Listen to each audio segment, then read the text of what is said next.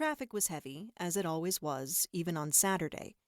The Virginia suburbs of Washington had expanded rapidly over the past decade. Housing developments, huge office complexes, and gargantuan shopping centers funneled tens of thousands of cars daily onto the highways.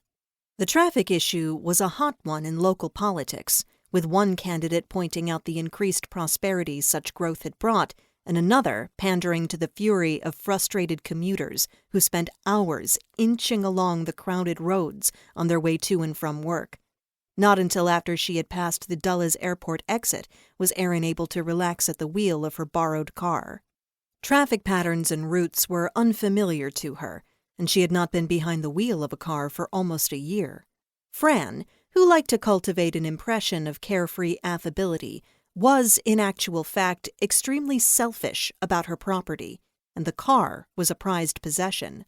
Only a very special occasion, and one from which, Erin thought uncharitably, Fran hoped to profit, had prompted her generosity on this occasion. Fran was Erin's roommate, and at times her pet peeve. A friend, well, they certainly had not been friends in high school. It was not a question of active dislike back then, just of paths that seldom crossed. Their senior class yearbook entries made their differing lifestyles explicit. Fran's toothy grin appeared on every other page, as a cheerleader, member of the debating society and a dozen other clubs, as most popular and most likely to succeed Joan Rivers. There were 4 pictures of Erin, in addition to the official senior photo.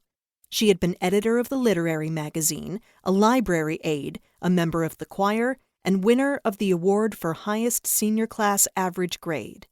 When they ran into one another at their class reunion 5 years later, they both had to squint surreptitiously at one another's name tags. It was pure accident that they had started talking. Or so Erin believed at the time. To Fran, there were no such things as accidents. It was fate, karma, that had brought them together. It was meant to be.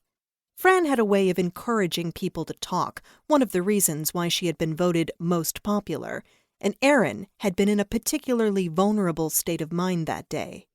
She had talked, spilled her guts, in fact, and Fran had made the right responses: sympathy for the recent death of Erin's father, interest in her plans, helpful suggestions. Suggestions was probably too weak a word. As soon as Erin mentioned that she was thinking of moving to a larger city where jobs in her field were easier to find, Fran began babbling about karma. What a coincidence! Her roommate had just left, and she was looking for someone to share her apartment in the Washington suburbs. It was a sign, that was what it was.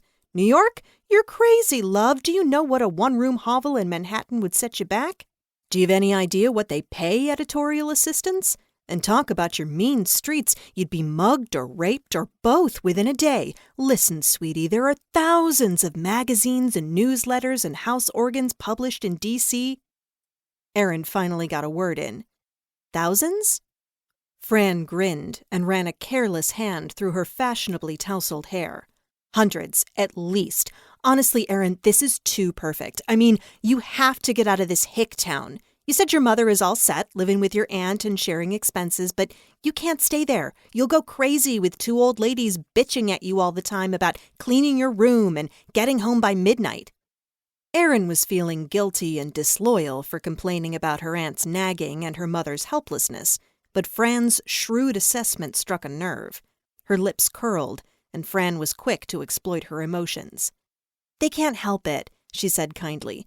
"You know mothers, but that's no way for you to live. We can have a great time, and I know we'd get along. Just look at us. We're exact opposites. We complement one another perfectly. Yin and yang, Laurel and Hardy. I'm Scorpio, you're Aquarius."